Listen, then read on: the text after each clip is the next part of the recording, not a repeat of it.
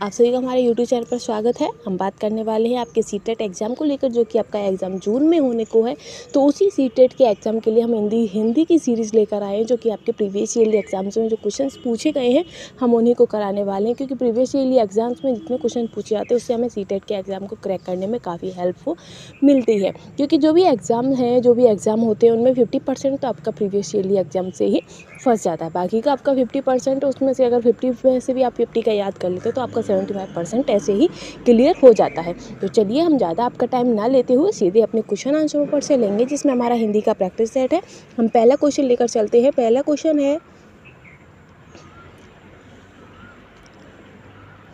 Question में पूछा गया है कि एक से अधिक भाषाओं का प्रयोग डैश है। तो इसमें पूछा है कि जब एक से अधिक भाषाओं का जो प्रयोग होता है वो किस में होता है।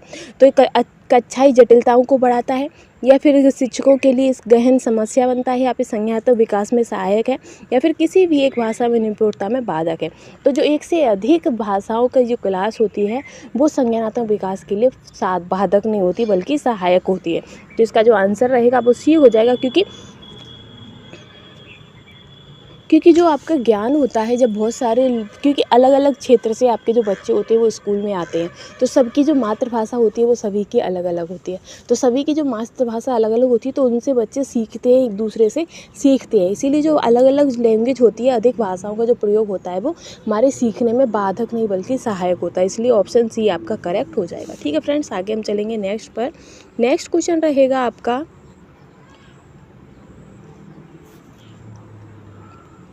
नेक्स्ट है कि दृष्टिबाधित बच्चों को भाषा सिखाते समय डैश। तो इसमें ऑप्शन है कि उन्हें कक्षा में अलग बैठाना चाहिए ताकि उन पर विशेष ध्यान दिया जा सके, या फिर जो बाधक जो बच्चे होते हैं उन्हें विभिन्न भाषा गतिविधियों में शामिल नहीं करना चाहिए, या फिर कम पाठों वाली पाठ्य पुस्तक का निर्माण करना चाहिए, या फिर अधिक से अधिक मौखिक भाषा का प्रयोग करना चाहिए। तो ये ऑप्शन जो डी है वो आपका करेक्ट हो जाएगा। क्योंकि जो दृष्टिबाधक यानी कि जिन्हें आँखों में प्रॉब्लम है तो उनके लिए क्या सबसे ज़्यादा हेल्पफुल होता है कि उन्हें अधिक से अधिक हम मौखिक भाषा का प्रयोग करें। क्योंकि मौखिक भाषा वो कानों से तो उन्हें कोई प्रॉब्लम नहीं है ना, आँखों से है।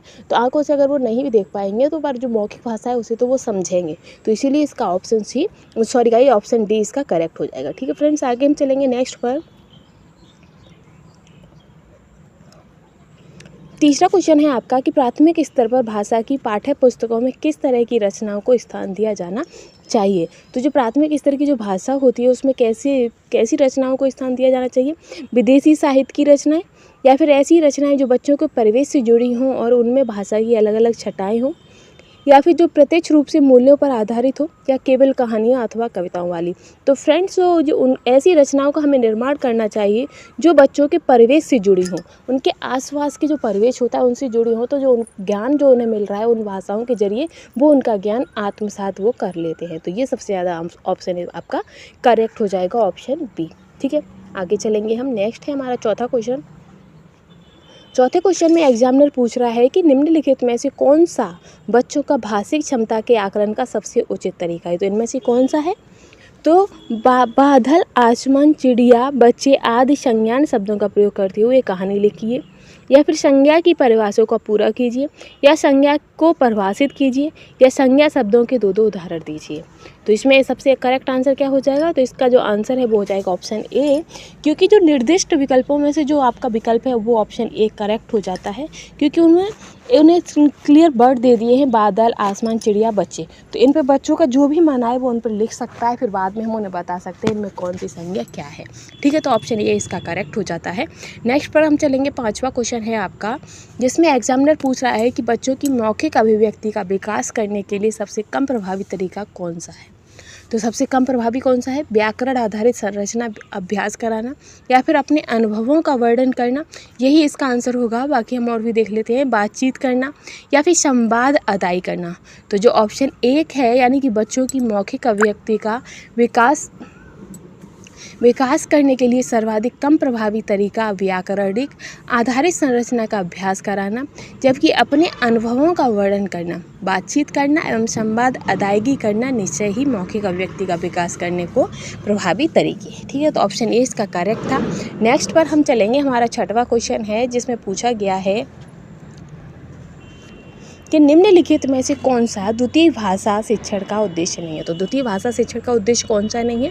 तो ऑप्शन ए है कि विभिन्न क्षेत्रों और स्थितियों में हिंदी की विभिन्न युक्तियों को समझने की योग्यता का विकास करना, या फिर हिंदी के व्याकरणिक नियमों को कंठस्थ करना। तो कंठस्थ करना ये हमारा नेगेटिव में चला जाता है और आंसर हमारा यही सही हो जाएगा। ठीक है, और गाइस जो सीटेट है उसमें कुछ वर्ड ऐसे होते हैं जो हमेशा हमारे, उन्हें याद कर लो बस, उसी से हमारा काफ़ी तक क्वेश्चन सॉल्व हो जाता है जो क्वेश्चन पेपर है। जैसे कि रटना या रट्टू तोता बनाना या दंड देना या तुलना करना या फिर केवल आ जाए, तो ऐसे जो वर्ड होते हैं ये ऋणात्मक होते हैं और ऋणात्मक हमेशा आंसर गलत हो जाता है सीटेट में। ठीक है, आगे हम चलेंगे नेक्स्ट पर। 7वां क्वेश्चन रहेगा आपका कि भाषा सीखने के लिए कौन सा कारक सर्वाधिक महत्वपूर्ण है। तो भाषा सीखने के लिए सबसे ज़्यादा क्या महत्वपूर्ण है? भाषा के व्याकरणिक नियम या पाठ पर आधारित प्रश्नोत्तर या फिर भाषा की पाठ्य पुस्तक या फिर समृद्ध भाषिक वातावरण। तो जो भाषा सीखने का जो सबसे अच्छा कारक है वो आपका है एक समृद्ध भाषिक वातावरण का होना। तो ऑप्शन डी इसका करेक्ट हो जाएगा। ठीक है फ्रेंड्स, आगे हम चलते हैं नेक्स्ट पर। अब 7वें के बाद आएगा आपका 8वां क्वेश्चन, जिसमें पूछा गया है कि हिंदी भाषा का मूल्यांकन करते समय आप सबसे ज़्यादा किसे महत्व देंगे। तो आप किसे सबसे ज़्यादा महत्व देंगे? तो आप सीखने की क्षमता का आकलन को महत्व देंगे। ठीक है, काव्य सौंदर्य या व्याकरणिक नियम या निबंध लिखने की योग्यता, इन सभी को नहीं, बल्कि हम किसे देंगे? तो सीखने की क्षमता का आकलन। ठीक है, आगे हम चलते हैं 9वें क्वेश्चन पर। 9वां क्वेश्चन है आपका जिसमें पूछा गया है कि एक बहुभाषिक कक्षा में आप किसे सबसे कम महत्व देंगे। तो सबसे कम महत्व आप किसको देंगे? तो विभिन्न प्रकार का बाल साहित्य को, या कक्षा में विभिन्न प्रकार की सामग्रियों को, या फिर कक्षा के बहुभाषिक और बहुसांस्कृतिक संदर्भों के प्रति संवेदनशीलता को, या फिर बच्चों को सिखाना कि दो भाषाओं के मध्य विद्यमान समानता व अंतर का विश्लेषण कैसे किया जाता है। तो बेसिक पर हम सबसे कम देंगे, क्योंकि हमें ये उन्हें कोई समानता या अंतर नहीं बतानी है दोनों भाषाओं के बीच। ठीक है, तो ये आंसर इसका करेक्ट हो जाता है। 10वां क्वेश्चन है आपका, इसमें एग्जामिनर ने पूछा है कि भाषा की पाठ्य पुस्तक का निर्माण करते समय सबसे कम महत्वपूर्ण बिंदु है। तो सबसे कम महत्वपूर्ण बिंदु क्या होता है? तो पाठों की संख्या। क्या होता है? पाठों की संख्या, क्योंकि भाषा की जो पाठ्य पुस्तक का निर्माण करते समय सबसे महत्वपूर्ण है कि अभ्यास में वैधिक विषय वस्तु में वैधिक एवं भाषाओं की विभिन्न छटाएं, जबकि पाठों की संख्या का कोई विशेष महत्व नहीं होता है। ठीक है, आगे रहेगा आपका 11वां क्वेश्चन। 11वां क्वेश्चन है कि बहुभाषिकता यानी कि भाषाई समृद्धि को खतरे में डालती है, या भाषा सीखने में बाधा उत्पन्न करती है, या भाषा सीखने में महत्वपूर्ण संसाधन है, या फिर भाषा सीखने में बहुत बड़ी बाधक है। बहुभाषिकता यानी कि बहुत सारी भाषाओं का मेल, जैसे कि स्कूल क्लासरूम होता है, उसमें बच्चे अलग अलग क्षेत्र से आते हैं, उनकी मातृभाषा जो होती है वो सभी की अलग अलग होती है। तो जो इस तरीके से जो अलग अलग भाषाएं होती हैं उनका क्या, वो कैसे होते हैं? तो जो भाषा सीखने में एक महत्वपूर्ण संसाधन का काम करती है बहुभाषिकता। ठीक है, तो ऑप्शन सी इसका करेक्ट हो जाता है। आगे हम चलेंगे नेक्स्ट पर। 12वां क्वेश्चन है हमारा, जिसमें है कि भाषा डैश। तो भाषा विद्यालय में ही सीखी जाती है? तो ऐसा नहीं है, क्योंकि जो बच्चे स्कूल नहीं जाते वो भी भाषा बोलते हैं। फिर है कि एक नियमबद्ध व्यवस्था है।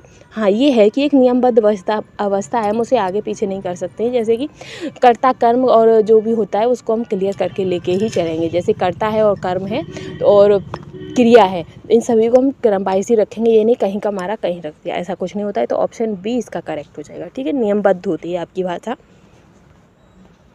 फिर है कि बच्चे विद्यालय आने से पहले, जो बच्चे हैं वो विद्यालय आने से पहले अपनी भाषा की नियमबद्ध व्यवस्था की व्यवहारिक कुशलता के साथ आते हैं। तो ये ऑप्शन आपका पहला ही करेक्ट है। आपने देखा होगा, ऐसा तो नहीं है ना कि छोटे बच्चे हैं वो अपनी बात कहने के लिए कोई और नियम कानून करते हो, नहीं, वो पूरी बात अपनी कहते हैं कि मम्मा दूध चाहिए, मम्मा खाना चाहिए, मम्मा पानी चाहिए। तो उन्हें पता है कि मम्मा ये हो गई उनकी, ठीक है, और कर्ता हो गए मम्मा, फिर उन्हें क्या चाहिए? तो उन्हें दूध चाहिए, तो दूध चाहिए, तो ये कर्ता क्रिया वो सब जॉइंट करना जानते हैं कि उन्हें कौन सा वर्ड कहाँ पर रखना है। तो नियमबद्ध व्यवस्था की व्यवहारिक कुशलता के साथ आते हैं बच्चे स्कूल में।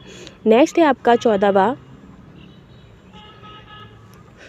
क्वेश्चन है कि भाषा अर्जन और भाषा अधिगम के संदर्भ में कौन सा कथन सही नहीं है। तो इनमें से कौन सा कथन सही नहीं है? भाषा अर्जन में विभिन्न संकल्पनाएं मातृभाषा में बनती हैं, या फिर भाषा अधिगम प्रयासपूर्ण होता है? नहीं, भाषा अधिगम प्रयासपूर्ण नहीं है। तो ऑप्शन बी इसका करेक्ट हो जाएगा। ठीक है, आगे चलेंगे हम। 15वां क्वेश्चन है आपका कि मंदिरा पहली कक्षा में पढ़ती और वह मुझे आम बहुत अच्छा लगता है, मैं थक गई आदि वाक्यों का प्रयोग करती है। तो मंदिरा को क्या है? तो मंदिरा जो है मंदिरा केवल सर्वनाम का ही प्रयोग जानती है या केवल लिंग की दृष्टि से ही सर्वनाम का समुचित प्रयोग करना जानती है या फिर लिंग वचन क्रिया आदि की दृष्टि से सर्वनाम का प्रयोग करना जानती है। तो ये आपका ऑप्शन डी इसका करेक्ट हो जाएगा। ठीक है, अब हम चलते हैं पैराग्राफ में। आप सभी को पता ही होगा कि जो हिंदी का जो पेपर होता है सीटेट का, उसमें 15 नंबर का गद्य और 15 नंबर का पद्य भी आपका आता है और बाकी गाइस 15 नंबर में आपका पद्य और गद्य दोनों आते हैं। बाकी के जो 15 नंबर बचते हैं वो आपकी पेडागोगी से संबंधित आता है। ठीक है, अब ये हमारा 21वां क्वेश्चन है। आप देख सकते हैं कि 16 से 21 तक आपका ये पढ़कर हमें उसके आंसर देना है। तो इसमें दिया गया है कि हरा भरा हो जीवन अपना, स्वस्थ रहे संसार, नदियाँ पर्वत हवा पेड़ से आती है बहार, बचपन कोमल तन मन लेकर आए अनुपम जीवन लेकर, जग से तुम और तुमसे है ये प्यारा संसार, हरा भरा हो जीवन अपना, स्वस्थ रहे संसार, वृंद लताएं पौधे डाली चारों ओर भरे हरियाली, मन में जागी उमंग यही है सृष्टि का उपहार, हरा भरा हो जीवन अपना, स्वस्थ रहे संसार, मुश्किल से मिलता है जीवन हम सब इसे बनाएं चंदन, पर्यावरण सुरक्षित ना हो तो सब बेकार, हरा भरा हो जीवन अपना, स्वस्थ रहे संसार। तो ये जो हरा भरा है, अब हम अपना क्वेश्चन पे आ जाते हैं। हरा भरा जीवन का अर्थ क्या है? जो पेड़ पौधे हैं वो हरियाली से हो, यानी कि खुशियों से परिपूर्ण। जो पेड़ पौधे हैं वो हरा भरा यानी कि खुशियों से परिपूर्ण। ठीक है, आगे नेक्स्ट क्वेश्चन रहेगा आपका 17वां। और फ्रेंड्स इसकी एक खास बात ये है कि ये आपके फ्री के 15 नंबर होते हैं, क्योंकि इस पूरे अगर आप थोड़ा सा अच्छे से पद्य और गद्य पढ़ लें तो सारे आंसर आपको उसी में ही मिल जाते हैं। 17वां है कि कौन सी चीज़ें बाहर लेकर आती हैं। तो कौन सी चीज़ें लेकर आती हैं? तो समस्त प्राकृतिक उपादान हैं वो सभी आपकी बाहर लेकर आती हैं। और नेक्स्ट है कि 18वां क्वेश्चन है कि कवि ने सृष्टि का उपहार किसे कहा है। तो कवि ने जो सृष्टि का उपहार है वो प्राकृतिक सुंदरता और उससे उत्पन्न होने वाली खुशियों को कहा है। नेक्स्ट है 19वां क्वेश्चन आपका कि कवि यह संदेश देना चाहता है कि पर्यावरण जो है वही पर्यावरण संरक्षण में ही जीवन संभव है। ठीक है, आगे हम चलेंगे। 20वां क्वेश्चन है आपका कि जग से तुम और तुमसे है प्यारा संसार, पंक्ति के माध्यम से कवि क्या कहना चाहता है। तो कवि इन पंक्तियों के माध्यम से कहना चाहता है कि जो व्यक्ति और संसार दोनों का अस्तित्व एक दूसरे पर ही निर्भर है। ठीक है, नेक्स्ट 21वां क्वेश्चन कि अनुपम से अभिप्राय। तो अनुपम यानी कि जिसकी उपमा ना दी जा सके उसे हम अनुपम कहते हैं। तो ये आपका पद्य हो गया। अब आपका गद्य आता है। अब ये आपका गद्य है कि गद्यांश को पढ़कर निम्नलिखित प्रश्नों का आंसर दीजिए। 22 से 30 तक आपको इस गद्य में से आपको आंसर देना है। तो इसमें आपका 22वां क्वेश्चन है कि समस्याओं का हल खोजने पर आधारित अध्ययन किस विषय से जुड़ा हुआ था। तो इसका आंसर हो जाएगा गणित से। आप जब इस पैराग्राफ को पढ़ेंगे तो आपको इसका आंसर भी कंफर्म हो जाएगा। इसका जो आंसर है वो बी ऑप्शन रहेगा। नेक्स्ट है कि किन बच्चों ने सवाल हल करने में मौखिक गणना का ज़्यादा प्रयोग किया है। तो जो दुकानदारी बच्चे हैं वो दुकानदारी करने के लिए मौखिक गणना का प्रयोग ज़्यादा करते हैं। ठीक है, नेक्स्ट आएगा आपका 24वां क्वेश्चन है कि अनुच्छेद के आधार पर कहा जा सकता है कि बच्चे रोज़मर्रा के जीवन में काम आने वाली दक्षताओं को स्वतः ही हासिल कर लेते हैं। तो इसका ऑप्शन ये करेक्ट है। आगे चलेंगे हम। नेक्स्ट है कि दुकानदार बच्चे हिसाब लगाने में प्राय गलती नहीं करते हैं। तो किस तरीके की गलती का असर उनके काम पर पड़ता है, इसलिए वो प्राय अपनी गलतियां नहीं करते हैं।